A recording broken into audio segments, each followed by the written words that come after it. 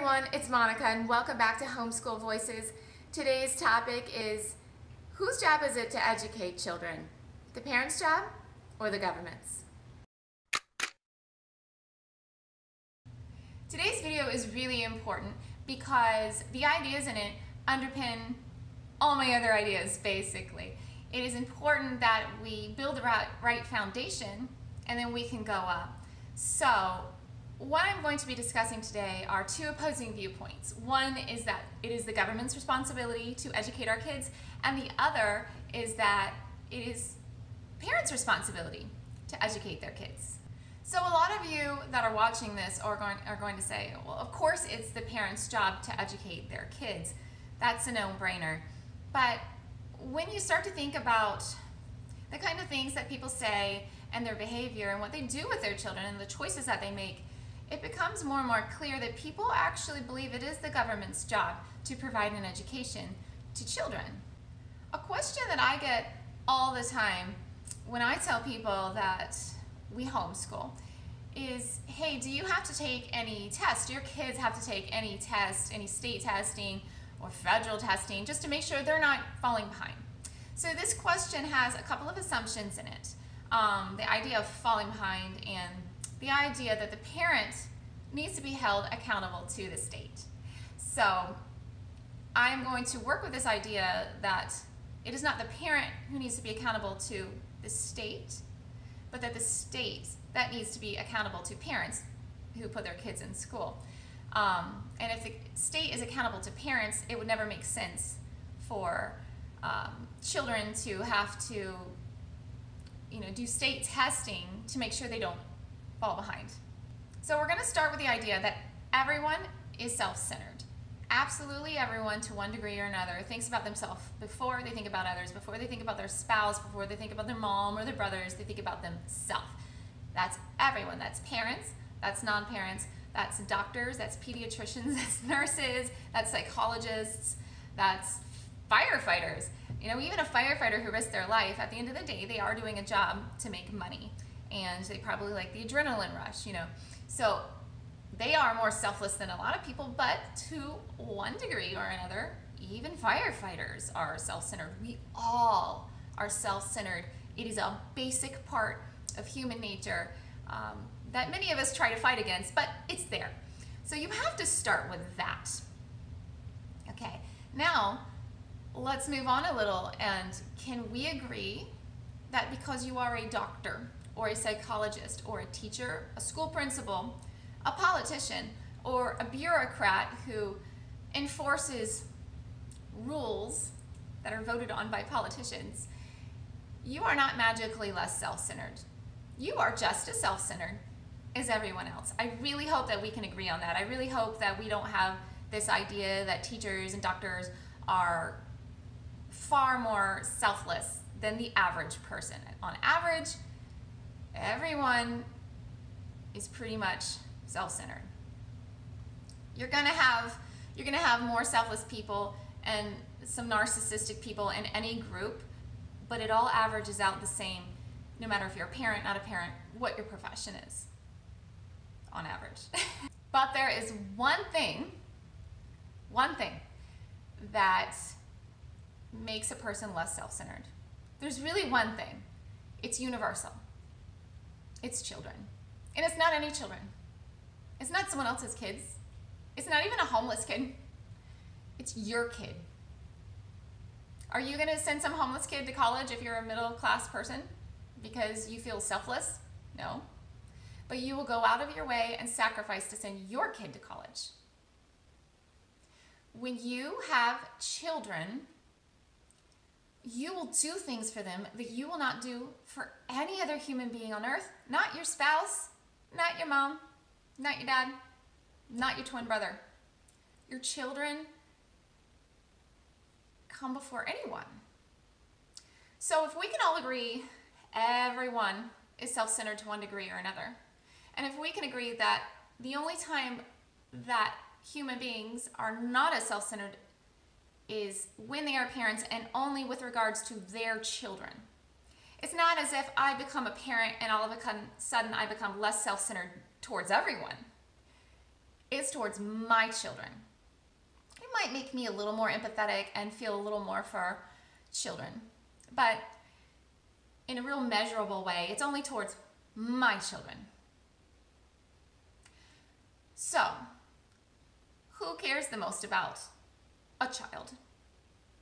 Generally speaking, I know there's exceptions. I know there's horrible human beings that happen to be parents. I know that there are saints who are not parents. I know. I'm talking about the average people. Who cares the most about a kid? The parent or someone who's not a parent? It's the parent, obviously. Who's going to lose sleep over that kid? It's the parent. Who is going to try to find a math curriculum that works for that kid because the curriculum that the child is using doesn't work? Is it going to be a teacher? That would never happen because the teacher can't do that. The teacher has to stick to one curriculum. But a parent would do that. I mean, even if a teacher could change math curriculums, they have 30 students. 20 to 30 students. There's only so much customization that can happen. And even if they could customize, are they going to spend time on their free time and their weekends mulling over what's the perfect math curriculum for all 20 or 30 kids in their class? No. But a parent will do that. A parent will lose sleep over it. A parent will think about it on their commute. So what I'm getting at is that the person who is the most invested in a child is a parent. Being a teacher, being an expert in your field of education, being a psychologist, an expert of the mind, a child psychologist, doesn't put you in a position of superiority over a parent with regards to making decisions about the child's education, about their upbringing, anything like that. Let me just make this clear. This is not about emotions and feeling like I love my kids so much and I should be able to make decisions for them. No.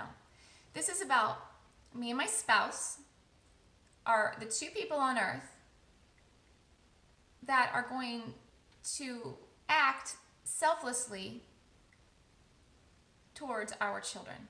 No one else will. And if you're making decisions about a child and what is in their best interest, you want to pick people who are the most selfless. You don't want people who are selfish to one degree or another. You want to lower that selfishness. And the only way to do that is to have parents make decisions. So of course, parents can seek advice. They can seek help. But it is ultimately our responsibility as parents to provide an education to our children. It is not the government's responsibility. And also, let me be clear on what I mean by government. Government is a group of people. That's all it is. You have a group of people here and a group of people here. These are parents. These are not parents. There's no chance, there's very little chance that someone in this group is going to be more sacrificial towards that child than the parent. It's not possible. So government, by government, I literally mean a group of people. It doesn't make sense that they would make decisions for your kids. Now again, the parents can seek out help, seek advice, seek opinions from people that they find helpful, from people who they believe are informed on the topic of education, or maybe the topic of math, or the topic of writing, or whatever it is. Of course that they can do that, but ultimately the buck stops at the parent. So I would say if a child went through a school system for 13 years and like 50% of America couldn't read above an 8th grade level, that is not the school's fault. Ultimately, it is the parent's fault. 50%, most of those kids almost certainly went to public school. If those kids were pulled out, or if there were protests, or if parents were arriving en masse to school board meetings, things might be a little different because it's ultimately the parent's job. But the mentality is, I send my kids to school to be experts and I have nothing to say about it. I cannot help my child because I am not an expert. And then you have 50% of America functionally illiterate. I mean, they're not illiterate, but to not be able to read over an 8th grade level is pitiful. And ultimately, it is the parent's job to ensure that their children receive a good education. So if, as a parent, you decide the way that I'm going to ensure that is I'm going to enroll them in the public school, well, that doesn't mean you're done. That means you have to monitor their progress. If they are falling behind, you need to help them, or you need to hire a tutor, or you need to go talk with those teachers. You're not done just because you enrolled them in school. I happen to believe that one of the best ways to provide an education is to homeschool, because the student to teacher ratio is very low. So when you can accept this idea that it is ultimately the parent's responsibility to provide an education to their child, in the same way that when you have a boss in a company, even though all the little day-to-day things are not their responsibility, ultimately it is their responsibility. So they might have 100 people working for them, but if things are not done properly, who is ultimately to blame? It's the president of the company. When you have a family and you have children, mom and dad are like the presidents of the company. They're ultimately responsible. So if I'm a president of a company and I have all these employees, I might have various managers and directors, I expect them to make sure things get done. Just like when you send your kids to school, you expect the teachers to educate the kids. But the president of the company has to keep track of things. They have to make sure things are actually getting done. Just as a parent, you have to make sure things are actually getting done. So if you can accept that it is the parent's job, it's the parent's responsibility to provide an education, questions such as, do your kids have to take state tests to see if they are keeping up with their peers, become ridiculous. To keep up with their peers means that some random group of people, not the parent, a random group of people decided on curriculum standards, and maybe they're very well informed, and maybe a parent who's being concerted might agree with that, but maybe they don't, and that's their prerogative, and that's okay. So a random group of people come up with curriculum standards, and then their random group of people make a test that is supposed to ascertain whether or not the child is keeping up with those standards. Why would the parents have to report to a random group of people, aka the government? Why? That makes no sense. If anything, when a parent puts their kid in schools, the schools, when they do their testing, the mentality should be they are doing it to report to the parents. Not to just have their own little insular system where they ensure that the kids are doing well. It is to report to the parents, and the measure of success isn't a certain amount of scores that they have and how they compare to other kids in the country. The measure of success is parental satisfaction, because the parents, in a roundabout way, are hiring these teachers and these schools to do a job, teach reading, teach math, to fulfill that obligation. And parents should expect that they do a good job. But ultimately, if the schools do a bad job, it is still the parent's responsibility to make sure that the child does receive a good education. So again, no, my kids shouldn't have to take tests. They don't have to in California, and they shouldn't have to, because I'm responsible. I'm the one who needs to monitor my kid, and no one needs to monitor me or my kids. I hope I explained my position on this well. It's not a matter of being defensive. It's just what makes sense. It is only logical that a parent should be the one ultimately making decisions for their children, because they are the most invested in those children. No one else will be. They're not invested in anyone else's children in the way that they are invested in their own children, and no one else is invested in their children as much as they are. So only they should make decisions for their children, all types of parenting decisions, including the most important one, which is education. So with this comes great responsibility. All parents, and especially homeschool parents, have to think about what a good education means. Are you going to be happy with your child's education when they are 16, 17, 18?